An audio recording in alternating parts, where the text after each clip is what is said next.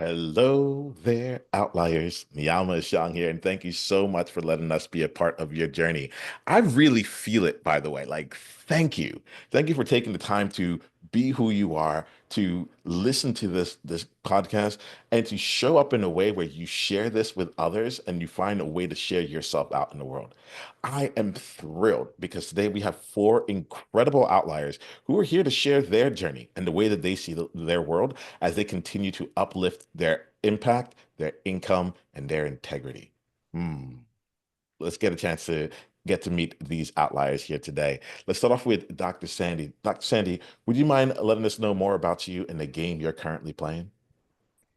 Yeah, so I come from a Western background in medicine. I work in anesthesia as a kind of full-time thing, but I also had a son who was very sick with Lyme disease. That is part of my story, and that propelled me into the holistic space. And so in holistic health, I helped I helped him get better. And in the process, I also had to challenge some of the things that I learned in my medical training. And now I work in holistic health doing, integrative brain health support. And that has actually caused me to relook at anesthesia in a holistic perspective. And I'm in the process of kind of writing a book and creating a program to help people safely and holistically navigate the world of anesthesia, which is something very unique. We have a lot of things for holistic health, but around the space of anesthesia and surgery, there's nothing. So it's a different place. And so yeah, we're writing a book, creating a program for it. We've written a book about my son's holistic journey through Lyme disease. So that's coming out. It's a children's book, but it's also geared toward people. So I'm a author, podcaster, holistic health practitioner, and it's a little bit everywhere. Yeah, like as much as you say it's a little bit everywhere, it also is very concentrated. And one of the cool things that I get about you is that you're someone that can live in like multiple worlds. It's like you're anesthesiologist and you do holistic like Yeah, healing like so like you don't often meet like that kind of a combination together right. and I'm really interested in exploring some of the challenges that you face as you are doing that Mhm. and also some of the opportunities that come in from there. Thank you for being you. Thank you for bringing that to this conversation. Yeah. Awesome. Juliana, let's get to know you. Share with us more about who you are and the game you're currently playing. Great, thank you. First, I want to just say thank you so much for having me on this panel. I'm really excited to get to know everybody a little bit more and interact with folks. Um, I am a podcaster, a content creator. I've recently written a book called Reasons to Live, which is about helping others through suicidal ideology and also helping yourself. Um, and that book came out last month. I am an executive strategist, and I help a lot of people through my work with transformational coaching. So I do a little bit of that, and I also teach meditation in that coaching realm when people request it. So that's a little bit about me. Oh, wow. I love these things. When I meet outliers, it's like you always just get a little bit of a teaser and you're like, wow, that's absolutely incredible. Like I can't wait to dive in more here. And at the same time, I specifically look to create spaces where we're all a little bit in awe of each other, a little bit inspired of each other, and just kind of all works around in a good way. Julianne, it's wonderful to have you here. Thank you so much for being here. Masa, let's come to you. Share with us more about you and the game you're currently playing. Sure, definitely. So, hello everyone. It's an honor to be here today and get to know all of your valuable panelists. My name is Mahsa. I'm from Iran. I came to Canada 2 years ago, but my story goes back further. My professional life, I started as like an eager student. I have like double master's degree in IT management and electrical engineering. So I was mostly into IT world. I have my PhD in electrical engineering as well. Back in Iran, I co-founded like a company, Intelligent Nest, doing IT services for startups. But 5 years ago, when I became a mom for the first time, I went through lots of challenges myself to find my new identity. I wanted to keep that professional identity for myself, but at the same time, I wanted to be a good mom for my daughter. So the story began. And so I started like having lots of challenges myself. And the moment that I found myself again, I started sharing it through a podcast called Mama Nest. I wanted to just share it with others. I didn't have any expectations, but like I got lots of feedback from other moms and they asked lots of questions. So I developed lots of programs, helping them with their English skills, productivity skills, helping them to balance their lives, professional life and personal life. 2 years ago, when I came here in Canada, because of my IT background, I could get a job very easy here in Canada. I started as an IT project manager, and also it happened that I started teaching at college. And I was teaching international students. I could see lots of struggles, actually struggles that immigrant moms are facing to get a job. So I actually niched down to immigrant moms because I could see and I could feel their specific challenges that they have as an immigrant mom, like not having support system and lots of other challenges. So nowadays, like these days, actually, after having my second daughter last year, I actually ultimately decided to focus specifically on my own startup, Mama Nest and Intelligent Nest, instead of like going back to my IT roles. So I'm now a full-time IT social entrepreneur and a part-time like a career strategist, trying to help immigrant moms to actually build careers while nurturing their kids. And I'm here to share my story with everyone, so that like maybe it inspire any woman out there who is listening to our conversation, so that like, they can take different perspective towards career building here in Canada, or like as an immigrant woman, because I know that it's tough. Hmm. Well, Massa, I'm really glad that you're here. I'm glad that like you continue building your skills. And one of the things I'm really appreciative already about you is how you keep finding ways to be really practical with the things, right? I'm here like, yeah, like you have 2 degrees already, and then you went and you got the PhD on top of that, and then like you're willing to walk away from all that to just go and be in service of this group of people that you deeply understood. And I think that there's something really to be said there about it. And I appreciate you for walking like your outlier path and being here today. We're gonna play with all that in this conversation. Thank you so much. Thank Great, you. thank you. Well, Benedict, let's go ahead and get to know you. Can you share more about you and the game you're currently playing? Yeah, thank you, Niiamah. I'm trying to get the name clearly. Uh, I'm really glad to be here, and I'm excited. And I'm so happy that I didn't lose or lost this opportunity, because I just saw your mail this morning and I had to go in and do that. So um, I'm a chemist by profession, and I have an MSc in analytical chemistry.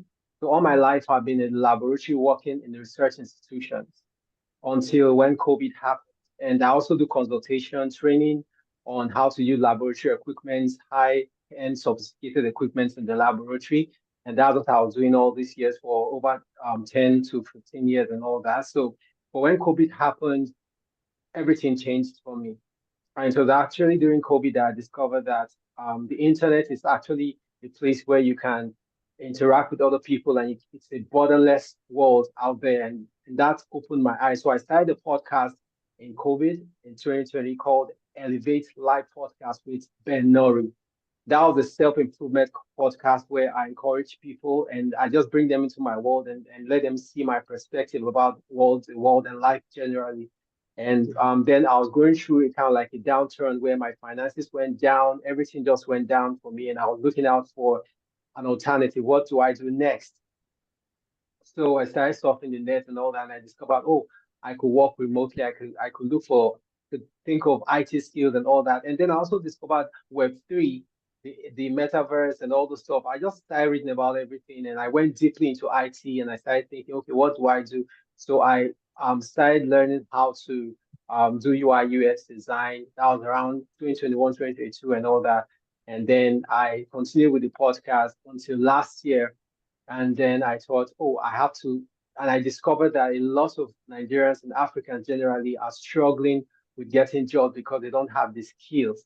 So I got a part-time job here in Nigeria in a company called Respect Tech HR, where they train tech talents for in Africa and Nigeria generally. So with that experience, I began a podcast called Tech Sculpt Text, which is what I'm currently doing. And I actually expanded because I'm working on getting mentors from all over the world, people in tech that are actually out there that have done well in society and have also done well for themselves, bring them into a space, create a platform where I can merge them with Africans or Nigerians that need to be mentored in the tech space. So that's where I'm at now with my programs and all that. This is fun, y'all. Like, there's a component of this where you can never really predict where someone is coming from or where they're going to go. And I think that's just us as outliers. So we'll go ahead and we'll build off that as this comes along.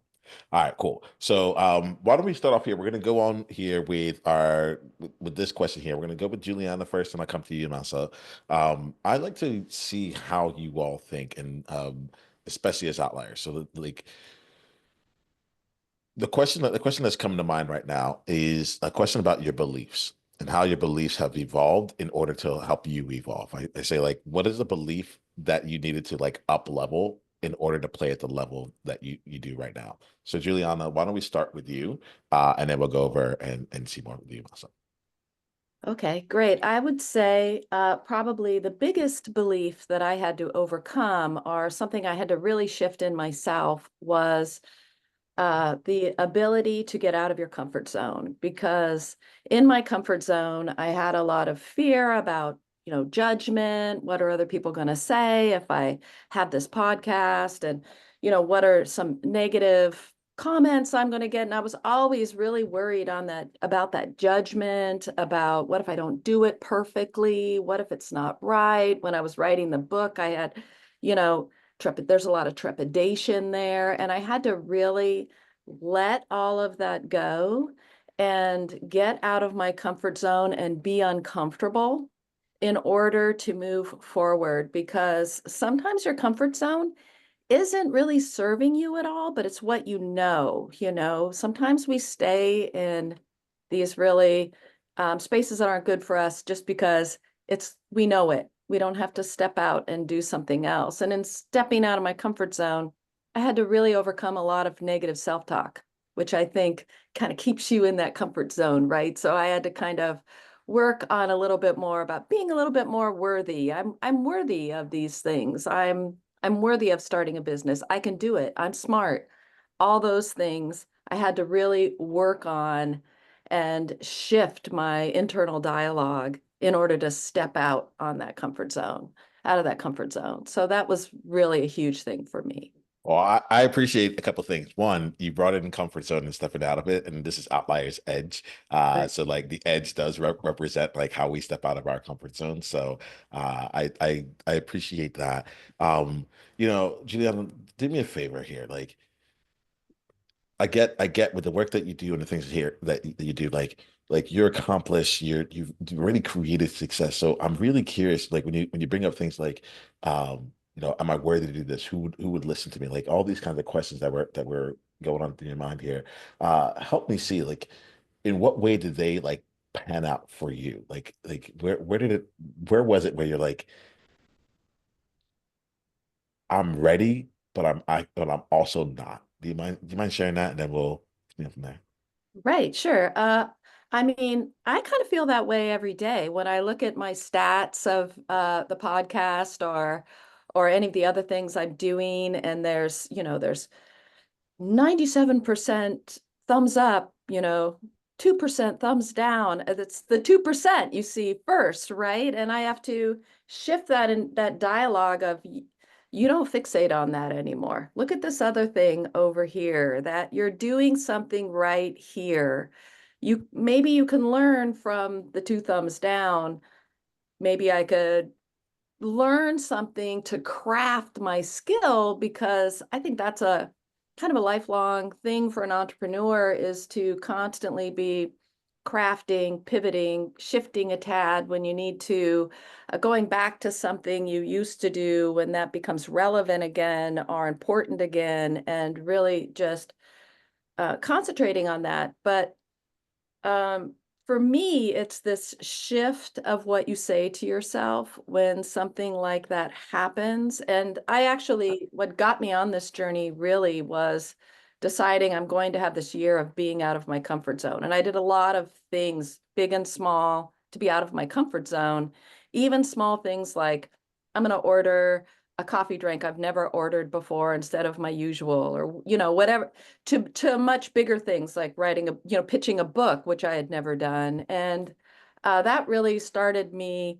on my journey, and it really helped kind of get in the groove of, you can step out of your comfort zone. You did these certain things and they were successful, and you can do it. And when you step out and you quote unquote fail, that's just a learning opportunity. It's not a failure, and it doesn't define you in a way that you have to crawl back into your comfort zone again. It's just an exploration. And so kind of reframing all of those negative things that you think about yourself into something constructive was key for me.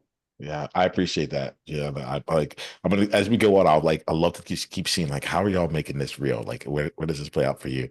So I'm gonna give you the same question here, which is, I want to understand, like, what's a belief that you had about yourself, or maybe even about the world, that you needed to up level in order to play at the level you play right now?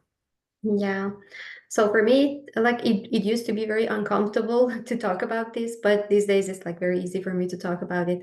And that's because, for a whole like years of my life, especially because at university, I was like doing a lot, like I was a good, like a top ranked student. And for in my mind, I wanted to do something and I will do it and I will achieve it. And growing up, I was always like being told that you can do whatever you want to do. And like I was a kind of goal-oriented person. I was planning professionally to make something happen. But and I didn't have any intention to get married, but I got married actually early in my first few years of being at university. So I like through the years of my life, lots of unpredictability was adding up to my plate, and so I could see how obviously the perfect plannings that I was doing in order to get to whatever I wanted to do was not like doing it. I was a kind of strict person. Even I remember from the first few years of our marriage, I was actually killing my husband for not being able to actually working on the projects that I was assuming that it is like the path to go there that I wanted to be. So I was a kind of perfectionist person, and I wanted to do whatever I wanted to do, like nothing could deteriorate that. So I always was thinking about the milestones, and whenever I wanted to achieve, like if I was on that milestone, I was assumed to be successful, but otherwise no. But then I understood that, like, when the life goes through, especially after becoming my mom, I understood that, well, unpredictability is part of the life. So I need to be more agile and flexible to what life happens for me. And so I even changed the way that I was planning everything out. And these days I'm helping other moms as well with this. And so it helped me to actually look at my life like a bird's eye view of my life. And actually now, these days, I can say that I trust whatever was my journey, like specifically career journey. I know that I could be, for example, a professor of like an electrical engineering in a very good university. But now here I am. I'm like a career strategist and I'm a startup founder. I was not assuming to be in this place, but these days I'm feeling more satisfied and fulfilled. And the fact that I'm now more flexible and agile to what life actually and what this journey brings to me is a valuable like belief change for me, because I was not this kind of person. I was a kind of strict person that, this is the goal and I need to achieve it. But now I think this flexibility brings lots of other opportunities for me. And I'm here for it from now on, even. Oh, I'm here for it here. Like, outliers, I'm going to talk to you right now here. Like, I'm hearing this component of like being on a path and thinking that your path is going to go one way, and the rigidity that's in there. And my invitation to you right now, so take a look right now for anything that's in your world right now where you feel like it needs to be a certain type of way, and see what would happen if you might invite a little bit more flexibility, a little bit more openness into how it goes in. Masa, I appreciate you bringing that in for me, because oftentimes I'll talk to outliers and they're like, well, I'm very like, just let's just go with the flow, and Yeah, you're like, exactly. nope, I know where I'm going. I know what I'm trying to Yeah. head here. You're like, here goes the milestones, and are you keeping up with it? Right. Um, I get really curious here. Like, what what brought you to the place where I think some of the things that I'm thinking about right now, especially as I'm thinking about outliers that are listening to this, is like, okay, you had like a successful career, you had multiple degrees in it, like you're moving down that path, and you talk about flexibility now, and it's like, yeah, just be a little bit flexible. I'm like, yeah, but that feels like a bend, but you didn't break, like. So can you speak to it? It feels like a big step away from where you were. Can you speak to really, I think the initial onset, like getting into it, especially if people in your world had known you a certain way, and now all of a Yeah. sudden you're showing up and you're something else. Hmm. So, you know what happened? I believe that was the main shift was me after becoming a mom. I was more mindful of my choices and my decisions and what I want to do for my like with my life. You know, previously I was doing perfectly in my professional world. You know, I was a good IT project manager, but I can say that I was not that much satisfied with what I'm doing, like compared to now. And that sense of purpose, and that's like very important for me these days, especially being a mom of two girls. You know, I'm always thinking of, okay, how do they perceive me? How can I impact them for their better life, for a better life in the future, maybe for them? That's actually that mindfulness is something that I can say that's added to the formula, you know. Yeah, And yeah. and I can say that, you know, that those all of those experiences, I always say that in my, you know, my approach towards career development is also personal branding and trusting your background and actually telling your story and believing what you've been through. And for me as well, those experiences and everything that I've been doing actually was part of like one of the puzzle pieces. And when I see my life like in like a bird's eye view, all of those puzzle pieces are together. And I know that if I was not through like those experiences, I couldn't be in this place. So these days, I'm very proud of what I was doing. And like besides, like still, I'm doing some kind of consultancy in my other company with my husband. So I'm not far away from that place, but I'm having more purpose in my life these days. I'm very happy. No, I really appreciate you bringing it in. You talked about the mindfulness part, and I often say like awareness is one of the most important things. And a lot of times we're like, well, like we just want to get into more and more action, but it's like if you can't see what you're doing, you're just like it doesn't mean you're actually getting anywhere closer. You're just moving. And so Exactly. like I'm hearing you when you're bringing the mindfulness element of there, it takes me to that. You brought up a sense of purpose a few times. And that got me thinking about you, Dr. Sandy, with the work that you do. Is like I want to bring in this component of purpose here, and you let me know how much that sits with you, like how well that resonates with you, the word purpose here. But I see you A um, lot.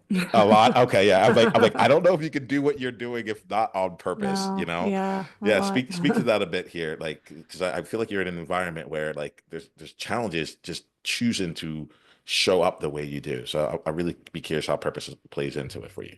Well, I'm gonna just say a few things about what Mahsa said because it was a lot. I was like, yeah, yeah, yeah. When you're trained in medicine, so I was a physician assistant initially, and then I went back and I got a master's in anesthesia. So I have a lot of degrees as well. And in every one of those training curriculums and educational programs, and even my PhD, which is why Dr. Sandy, um, there was a curriculum. There was a path to go. There was things that check off, things to learn, things to know that you had to become an expert in to achieve your degree, right? And you had this clear path.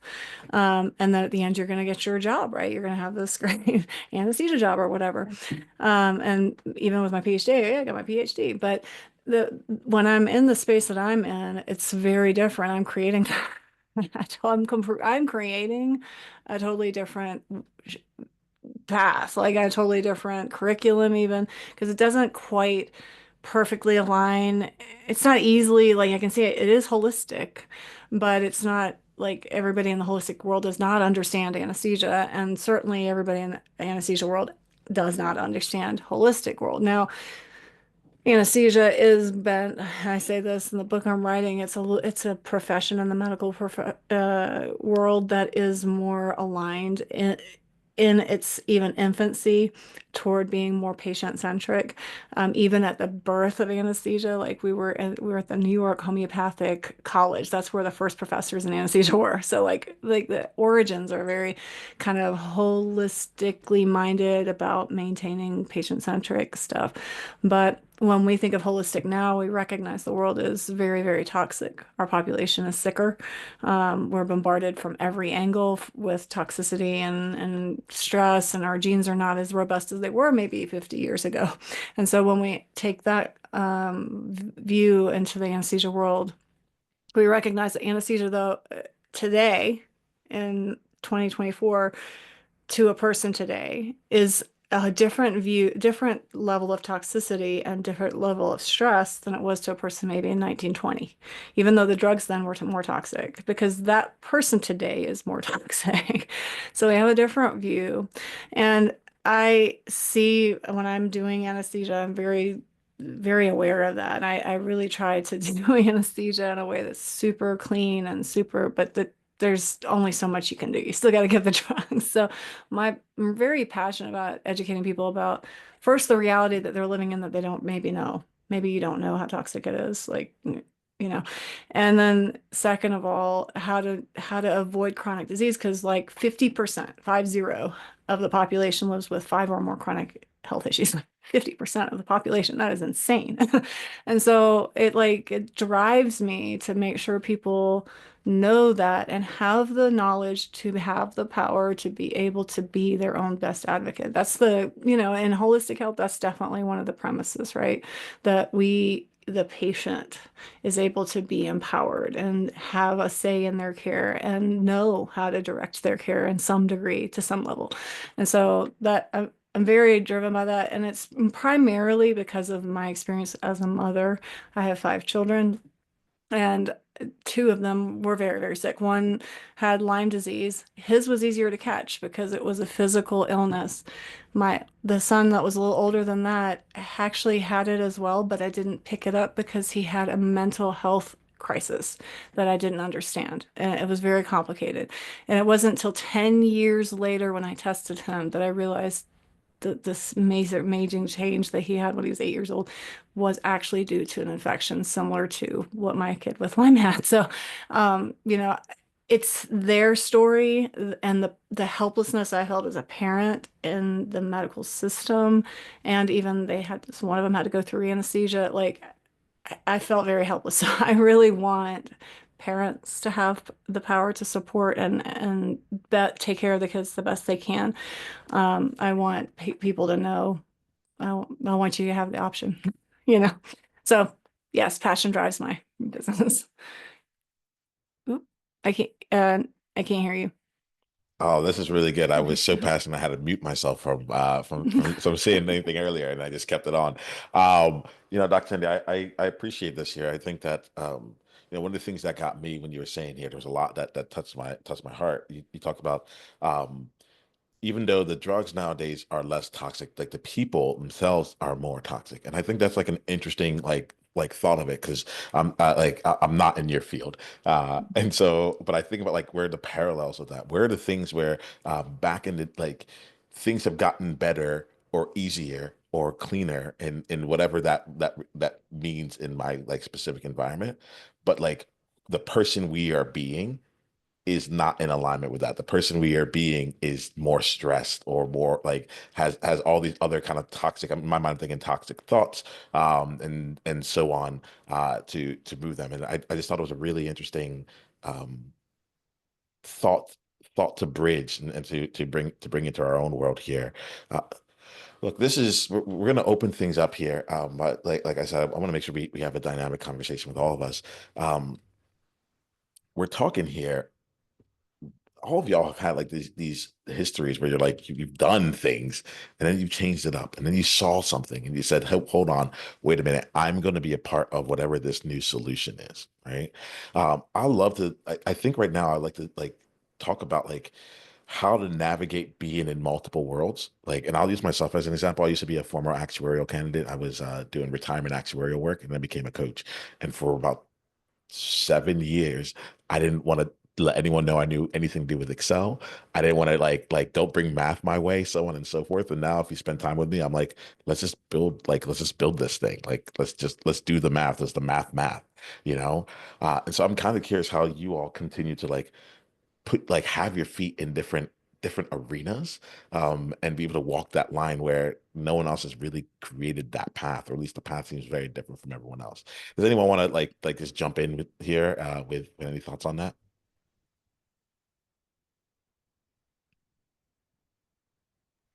I see you, Mahsa. Yeah, for me, yeah, my experience was very actually interesting, you know, coming out of my, like, as Juliana said, coming out of my comfort zone actually to test out different things. Started by sharing my thoughts through a podcast. I remember for the first time when I actually recorded my first episode, I recorded it for a whole week. Like I was recording and re-recording and re-recording because it was like in my mind, I was thinking, okay, well, this is important for anybody. I don't think so, you know, because that was new for me. I was all the time like in my laptop doing IT things, you know. I was not into like doing social things, you know, helping others.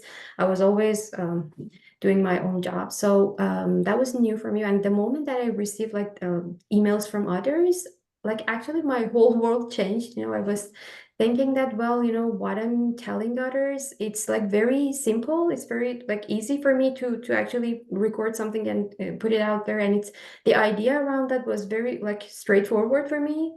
But actually it meant a lot for others, and that actually sense of purpose again actually made it more interesting for me to move forward. So I was doing it one at a time, actually, for digital marketing that I'm teaching these days in Canada in the colleges. That's actually, I don't have any certificates for that, but I actually have hands-on experience on that. I learned it step by step. I did like podcasts, and then I promoted it, and then I learned like website development and stuff like that. And so I can see how when your passion drives you, how like the things that you learn actually is even more sticking to your mind. It's like more meaningful. It's what wakes you up. These days I'm waking up at like around 2 a.m. because I have like an infant. She doesn't let me to do things around the day. But I would say like that kind of interesting next step is something that drives you to move forward. And that's like something very valuable for me, because I remember when I compare myself to my previous self, I was not that kind of driven person, although I assume myself that I'm a goal-oriented person and I'm like sticking to my plans and stuff like that. But these days I'm a happier goal-oriented person. There's something to be said here where it's like you're getting up at 2 a.m. to do this here. And I feel like there's it's not just the fact that it was 2 a.m., right? It's not 2 a.m. when we were recording this, right? Yeah. But it was in like the level of like groundedness you had. We're like, yeah, you know, my infant doesn't let me do much during the day. So I'm so driven to do this that like it's 2 a.m. Yeah. And there's no like, it's not a complaint, it's not a this, it's just a fact. No, not at And all. you're getting things done. You know, I like to open it up here, Juliana, I get really curious about you, and then I'm going to go to Benedict a bit here. Um, what's what's resonating with you here? What would you like to contribute? Well, so much is resonating with me. I resonate with each person's sort of experience through this journey. You know, it's just so multifaceted. Uh, I just was thinking a little bit about the question you posed about how do you live in all these different spaces with all these different, you know, titles or things that you do or whatnot, and how did you reconcile that? And I just wanted to put it out there to the people listening that I struggled with that for a long time because, as you know, my introduction is I'm always like, well, what do I say? Do I say I'm this, or do I say I'm that, or do I say, you know, what do I punctuate? What do I not? It's really hard to just pick one thing that you are. And I had to really come to terms with the fact that, you know what, it's okay to not fit in that box of I'm Juliana and my vocation is this, and Right. my job title is this, and that is what I am. And to be more okay with the fact that it's totally fine to be more than one thing, to be multidimensional, to have skills that are varied and broad. In fact, it's interesting, right? When you meet somebody like that, you just want to learn more about them. How are you doing this and this and this and this? And how did you get there? And what did you do? And it's interesting, but our society likes to pigeonhole everybody into these, little spaces so we can so easily understand each other and maybe so easily be able to Put ourselves in a box. yeah, exactly. And it's there's an element of consumerism to all of that. And there's an element of, I live in a capitalist society, so there's an element of that in there of making sure everyone's got their little cubicle and space. And I think it's just really important that people who are setting out on their journey and their path understand that don't limit yourself. Maybe you're this, and then maybe that stepping stone leads to that, and don't limit yourself, because the journey shifts and changes and it's not linear. It's like this, and enjoy the ride, and be proud of all the things you've accomplished and you are and you do, and don't necessarily conform if that's not the space you occupy. And actually, as my experience, like with the international students here in Canada, they wanted to land their jobs. The moment that they understand actually what you said, that they need to be proud of what they have done so far and like trust their background and to be proud of like their stage of life that they're now, the moment that they understand this, they like it'll open lots of doors to them and they will understand, okay, well, now that I'm doing, for example, digital marketing studies, but I have some knowledge, for example, in law industry. So, okay, well, I am eligible for lots of positions that other people are not eligible for. And so they go move forward and then they'll get a job, But otherwise, if they want to omit what I've done with previously and they start from scratch again, so they cannot actually compete with others. And that's very important, that what you highlighted. Thank you so much for that. I'm gonna go to Benedict here because I've been curious what you've been picking up, but I love this component of like omitting what we've done in the past. Outliers, I'm talking to you right now. How many of you right now are working the game where you're showing up and calling yourself a beginner again when you actually have decades worth of experience behind you and you've kind of abandoned that foundation as you go on for whatever is next, right? Like Mahsa and Juliana, as you're bringing this into focus, my invitation is to hold on to it, to embrace it, and to see how that provides more distinction for you with what you're doing next. Thank y'all for bringing that in. All right, Benedict. I'm curious. You've been absorbing a lot, so I'm Yeah. curious. Like, what I want to do is I'm going to give you an open question here.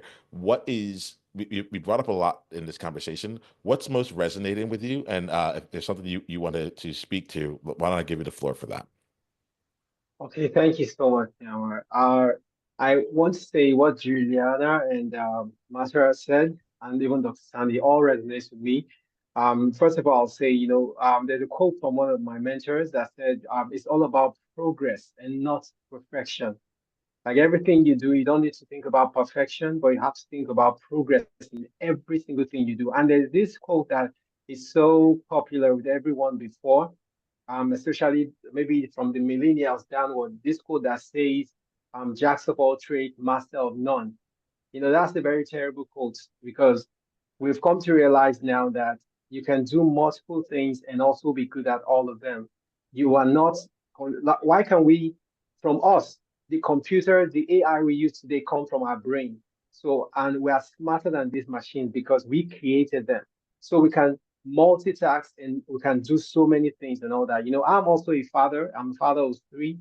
And like I resonate with what Martha said earlier when she talked about the fact that she wakes up at 2 a.m. and all that. You have to let the kids go to bed before you do a lot of stuff. I remember when I started my podcast, the Elevate Live podcast with Ben Nori, I had to do the editing of the audio because then I used to post on an audio platform and I had to do all the editing. And when I started, it takes me like 7 to 8 hours to edit one podcast. And it's well, like, but I enjoyed it. I was doing it. I wasn't even thinking after I'm done, I'll just realize, wow, it's 8 hours. So it's just so interesting that we have the capacity to do a lot as individuals. And that's why the world is so interesting now that you can see I'm in Nigeria and every other person is in other country, and we're having this conversation because of what technology has done. And it seems like it's tearing us apart, but in another way, it's also bringing us together if we are able to harness the potential that it brings and all that. We just have to know that in our individuality, there's this connection that we can have if we allow ourselves to express ourselves. And also because one thing that I love so much, the quote that I run with my quote is that I'm trying to serve my uniqueness to humanity in every way I can.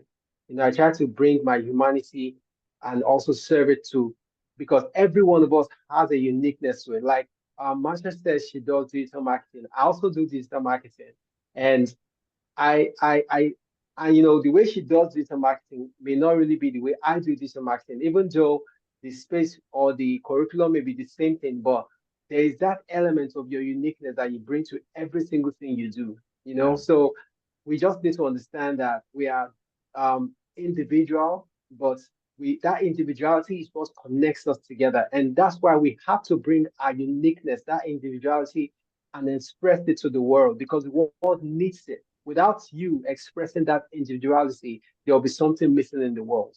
Thank you. There's like as you're saying this, man. Like I'm seeing a lot of nods that are taking place here. There's something in here around the individuality, that not putting yourself in the box, not allowing yourself to be pigeonholed here. I wanted to spend time with this here because like each of you are finding your ways to navigate through that, right? And Dr. Sandy, when you said like having to like create your own path, nowadays I talk a lot to outliers in particular, but when I first started this journey here, like the podcast was actually called Outlier to Trailblazer. And it was like, how do you take that thing about you that was out you on your own and actually use it to blaze trails for others to come and follow? And I see each of you as a trailblazer right now. And so I want to like, we're going to start wrapping up our conversation. There'll be one more question I have after this. I'll be a quick one as well. But I'm curious about how you're blazing trails now, right? In what ways are you showing up? What projects are you taking on right now that honestly, like that might excite you, but also scare you. That look like that component of like no one's been here before, and I'm taking a lot of scratches along the way. But like it's the path that I have to walk. Dr. Sandy, I'm going to start with you because you put that in my mind first, and then I'll go to Mahsa about that. Well, I mean, I work with people that the medical community may not have the best answers for, and I feel like that's very satisfying. I mean, it's part of what drives my passion when I see positive outcomes from people who are told there's nothing else we can do. Like brain trauma, traumatic brain injury. Like, what do we do with that? Well, there's not much. We rest and don't do anything, but there's actually a lot you can do, and you can turn around somebody's whole life by correcting brain injury. Lyme disease. How many people have you heard of Lyme disease that are debilitating, can't get well? So, I'm still walking in that space where I do consultations with people one-on-one and get them well. And it's super satisfying, and it continues to motivate me in the path of the anesthesia specific path where I'm writing the book because when I see the people that come to me, and I know they've come to me and they've been to a million people, the story is often I've been to everybody and they've all told me my labs are fine, everything is, I've done everything I can. But I am able to affect that change. I know that that's something I can do in the anesthesia world that can take what is happening already in medicine 2.0, where we're getting a little bit more personalized with our, preventative health care. I think we can do that in anesthesia. And so I think that's my answer. Yeah. Oh, I love this here. Oh, thank you for that, Dr. Sandy. I want to elaborate, but I also want to leave a little bit more space for everyone before we wrap up. So, Nessa, like, what about you? What's coming to mind? What's the thing that's pulling you forward? How are you blazing trails right now? Yeah, so obviously I'm not an English speaker, so I came here in Canada just The 2 years thing that's ago. interesting is that it's like it's not obvious. No, If you don't mind me your saying, English is yeah, great. yeah. Like you Yeah. could say So it, but like I'm like, oh, yeah, Very okay. great. Thanks for telling me. Like that's not on there. yeah, Keep going but though. But I've like, never. Yeah. I've never been like to any English speaking country, so all I learned is by myself.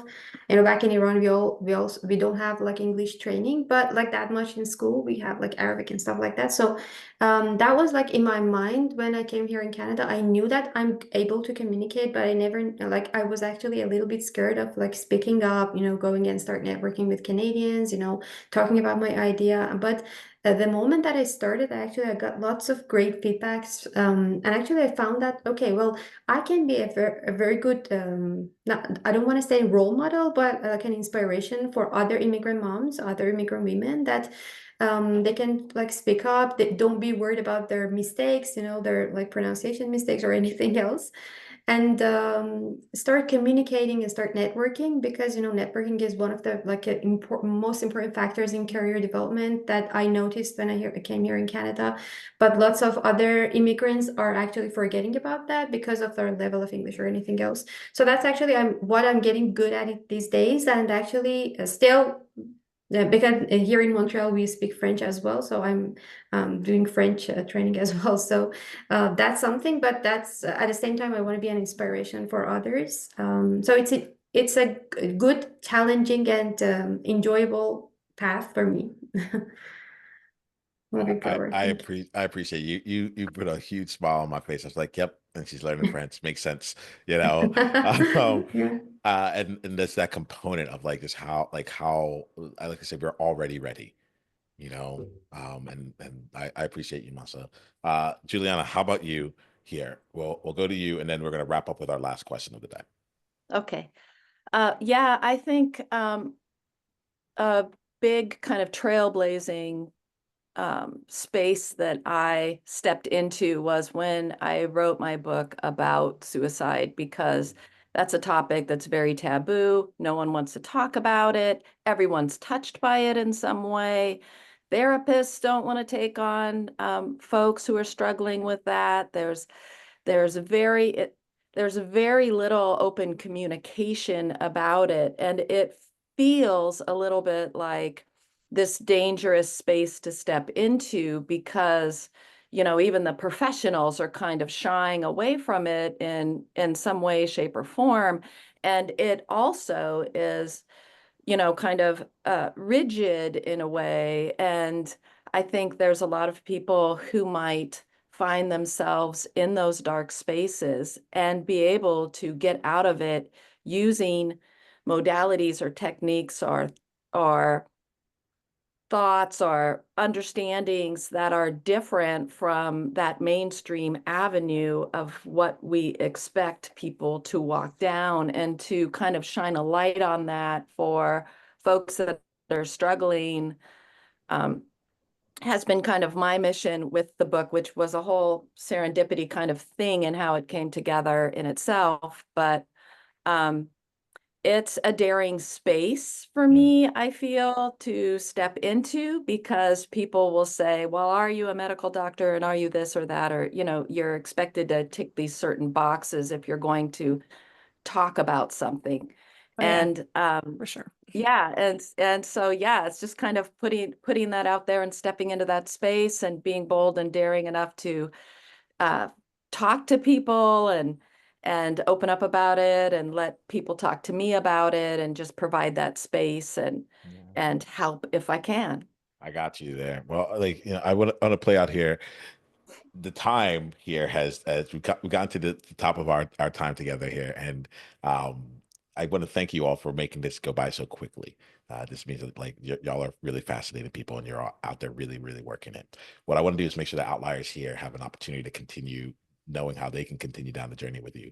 Before I do that, outliers, you know, I'm going to come to you right now and ask you to think about one person in your life who would benefit from hearing this conversation. Think about it as a gift to this person, and go and let them know about this particular episode. Let them know why you thought about them and what they stand to get in here. And look, we call it the one person, one conversation at a time initiative. And I really do think that this is like how, like, you can go share it on your platforms and, you know, text all your friends and everything. But if you can let one person know, like, I was actually thinking about you, and the conversation that happened here would be really beneficial for you, I really think it's going to be changing some people. All right.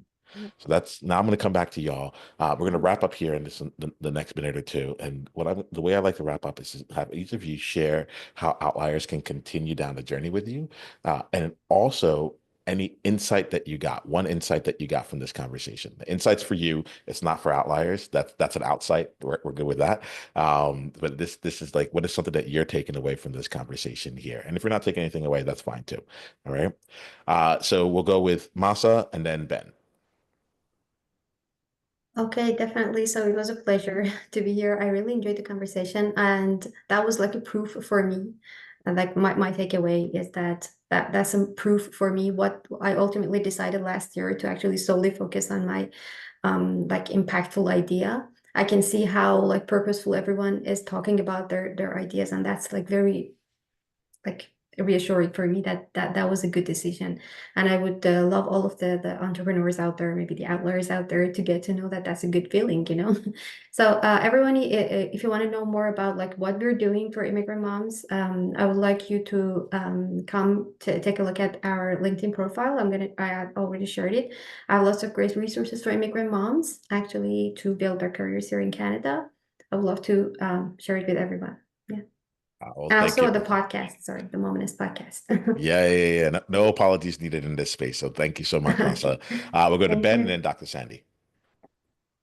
Yeah, thank you so much for the opportunity to be here, and I'm so glad I'm here and meeting all these interesting and amazing people. So I'm going to go with something Masha said about networking, because I'm also in that space where I'm trying to do a lot of networking with people and trying to bring people to the space where they can be mentors to young tech people here in Africa.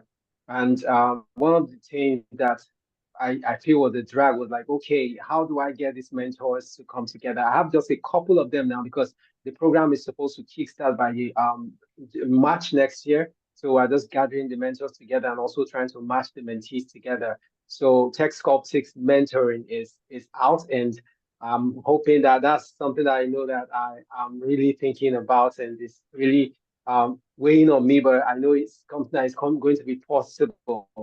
And also I'm hoping to do my PhD in chemistry still, and that's also something that I'm still going to pursue. When it comes to young people in school going through sciences, they have a lot of lack and gaps in practical things, and I was able to have the opportunity to have those skills, and I was trained, and then I want to also make sure I give back to the young people studying sciences in Nigeria. And that's also a project I'm hoping to jump into. So my take home here is I want to make sure that networking is something I push and I keep running with. Thank you so much.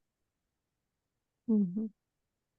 Thank you, Ben. Like, and outliers, go check out Tech Sculptics and let's see what we can do to help support this and make this come to life. I already got some thoughts in mind for you, Ben. Dr. Sandy, then we'll go to Juliana and wrap for today. So I think the takeaway that I took from this conversation was really the interconnectedness that we all have and the need that we need, the need we have for one another. I think that, you know, the passion of these ideas and businesses are born out of that fact.